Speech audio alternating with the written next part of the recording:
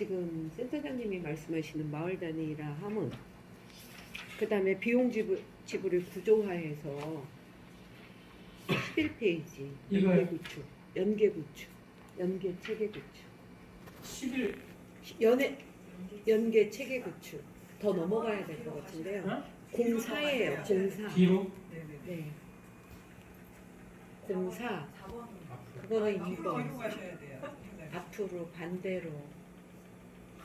아니, 여기서 좀 여기 이 5부분이거든요. 네. 네네네. 네. 아 여기 11쪽 여기 18쪽이네요. 네네. 네. 아 이게 18이에요? 아니 제 슬라이드는 이제 18쪽인데 네. 예. 여기에서 마을 단위가 이제 어떤 마을 단위를 말씀하시는지 리 단위 마을 단위인지 아니면 면 단위 마을 단위인지 농촌이니까 아니면 이제 광역 같은 건 알겠는데 그런 걸 좀 알고 싶고요. 또 하나는 비용지불 구조화에서 이용기관과 이용자 부담이라고 하셨잖아요. 근데 이용기관이라 하면 어디를 말하는 건지 또 이용자 부담은 제가 이제 선진직 연합을 다녀왔는데 외국에서는 이용자 부담을 개인이 지불하지 않고 개인이 받는 국가가 제도적으로 지불을 하거든요. 그걸 갖다 누가 했느냐면 중간 조직에서 그걸 갖다가 제도화 시켰더라고요. 그래서 그런 부분을 좀 설명을 해주시면.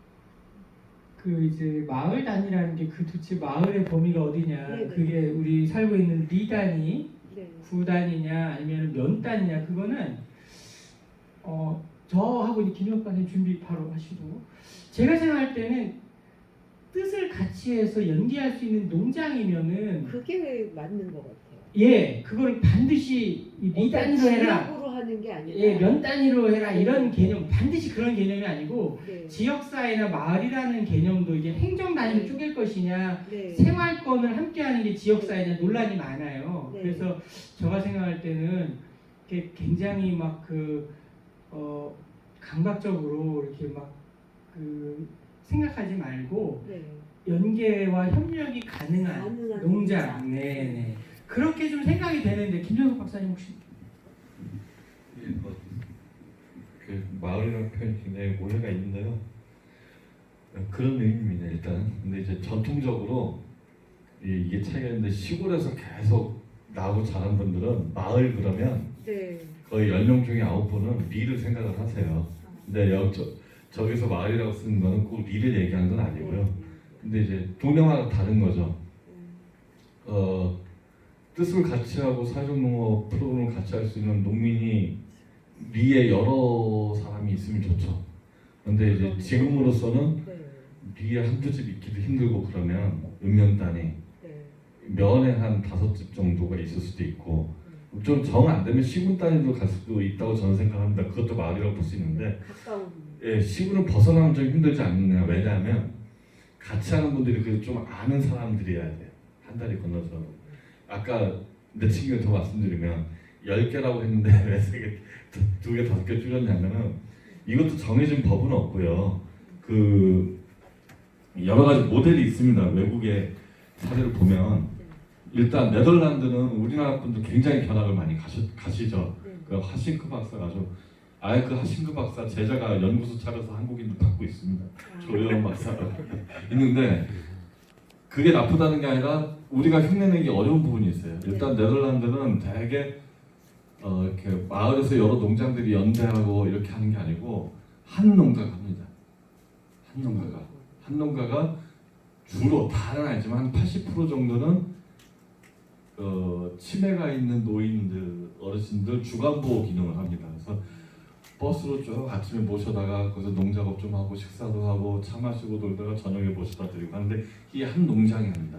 그래서 농장들이 대체로 사이즈가 커요. 우리에 비할 바가 아닙니다. 사실. 쉼터도 있어야 되고 책상도 있어야 되고 의자도 있어야 되고 한 농가가 하고 이리고 왔다 갔다 하면 그 비용은 2014년까지는 네덜란드의 사회보험에서 우리로 따지면 장기 요양보험에서 줬는데 15년 이후부터는 다시 보조금으로 바뀐데 마찬가지입니다. 나라에서 돈을 주는 겁니다. 한 사람이 어르신 한 분이 아침에 와서 이렇게 있다가 저녁에 가면 그 한 사람에 대해서 요새 모르겠는데 2017년도에는 한 사람 왔다 가는 거에 대해서 그 농장에 60유로, 우리 돈으로 한 8만 원? 네. 이 정도 준 거예요. 그렇게 법이 돼 있죠. 네. 거기. 2014년에. 근데 우리는 좀 힘든 거예요, 굉장히. 네. 그렇게 하기에는 농장이 오면 일단 농작업을 할 수 있는데 앉아 있을 데가 없어요. 그렇잖아요. 모르겠습니다. 자연과 함께하는 농장에는 좀 콩살 같은데 그게 가능할지 모르겠지만 행복농장 그게 안 돼요. 안 되니까 마을의 오누이 센터 그 건물을 쓰는 거거든요. 행복농장 딸랑 비닐하우스 4개인데 원래는. 그래서 네덜란드 치고는 좀 힘들다 아직은. 그러니 여럿이 힘을 합칠 수밖에 없다라는 거죠. 그러면 여럿이 힘을 합칠 수 있는데 가장 좋은 사례 이탈리아인데 거기는 법이 달라서 지방자치단체도 출자를 할 수가 있어요. 협동조합만. 또 우리나라는 안 됩니다. 지방자치단체 출자하고 농민들 출자하고 당사자들이 출자를 해서 농장을 크게 만듭니다. 시설도 있고 협동조합으로 아예 공동으로. 그래서 거기에 농민들하고 장애인들 같은 장애 있으신 분들 돌봄 서비스 받으실 분, 더러는 돌봄 받을 뿐만 아니라 일을 하실 노동 능력이 좀 되는 분들까지 같이 농사짓고 일을 합니다. 협동조합 방식으로 쫙 가는 건데 그렇게 하면 좋죠. 네덜란드처럼 우리나라 각자가 힘드니까. 근데 또 생각을 해보면 현재 우리나라 농촌에서 그런 농장을 그럴듯하게 만들어서 여러 농민들과 사람들이 돈을 모아서 살 수 있는 동네가 많지 않아요. 협동조합 되게 잘한다는 홍성에서도 그 정도 사이즈는 안 나옵니다. 뭐냐는 거죠. 그래서 이제 아까 제가 10개 이렇게 잡은 거는 우리하고 비슷한 데가 최근에 아일랜드인데 거기 협동조합도 안 되고 그 동영상 보면 우리하고 똑같아요. 그냥 돼지 한 5마리 키우는 아줌마 뭐 채소 좀 하는 누구인데 거기에 이제 2017년에 흥미로운 실험이 있었어요. 유럽연합에서 돈은 별로 안 주고 그냥 해보라고 조금만 도와주겠다 했더니 어떻게 했냐면 캐리 카운티라고 하는 우리 시로 따면 군 정도 되는데 인구 15만 정도입니다. 근데 면적은 되게 넓어요. 인구密도가 낮으니까 홍성군이 한 10배 정도 됩니다.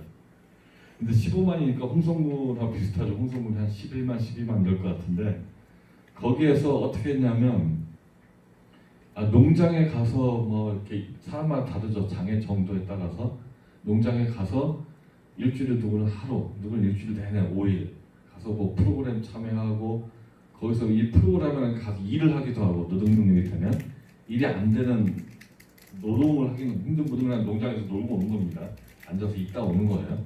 이거를 할 사람들 쭉 찾아보니까 30명 좀 넘게가 손을 든 거예요. 대체로 발달장애, 지적장애거나 자폐 스펙트럼이 있으신 30명 분이 손 들고 또 한쪽에서는 요 그 군에서 캐리라는 군에서 자 이런 분들을 우리 집에 오시라고 그래서 뭐 사람에 따라서 일주일에 하루 뭐 또는 일주일에 2, 3일, 5일 내가 농사짓고 사는데 우리 집에 오면 같이 이렇게 옆에서 돌봐주거나 나 일할 때 옆에 앉아서 같이 일하고 아니면 그러니까 이렇게 옆에 있어라 그럼 같이 뭐 좀 일러주고 밥도 좀 챙겨주고 그다음에 일이 되는 분들은 진짜 일을 합니다. 성인 발달장애인들 같은 경우 아주 동영상 보면 센 노동을 합니다. 무슨 전동 해머로 막 땅 파고 이런 거 하는 분들도 있어요. 근데 손 들어봐 한 30명이 그런 거 할 농민들 손 들어보셨더니 한 11명 정도가 그럼 그 군에서 30명 좀 넘는 발달장애 주로 성인 발달장애인과 이분들하고 같이 하고 싶다는 농민 11명인데 별도의 시설은 없는 겁니다. 그럼 각 집에 2-3명씩 붙여준 거예요. 2-3명씩 붙여줘서 저 집에 가서 화요일, 목요일은 저 집에 가서 있다 오는 거죠. 일을 하거나 아니면 거기서 간단히 좀 머물다 오고 시설은 필요 없어요. 잠은 다 집에서 자니까. 그리고 프로그램이라는 것도 뭐 거창한 게 아니에요. 동영상 보면 나 여기서 뭐 좀 싣고 있는데 옆에 앉아 있어. 너도 침업을래? 아니면 일이 좀 되는 분들은 뭐 배추 같은 거 박스에 담고 포장하고 이런 일도 하고 사람마다 다른 거죠. 이렇게 그때 그 캐리 카운티 그 군이 막을 수 있는 거죠. 저는 그게 제일 돈이 안 드는 방법이고 농민들도 편하고 그런 의미에서 보면 그거 할 수 있는 농민 수가 많으면 많을수록 편한 겁니다. 저 개인적으로는 행복농장은 사람이 너무 많이 와요. 이게 장국에서 그런 고민이 있는 거예요. 행복농장 오면 어떤 때는 막 몇십 명이 와가지고 오면 농사를 못 하거든요.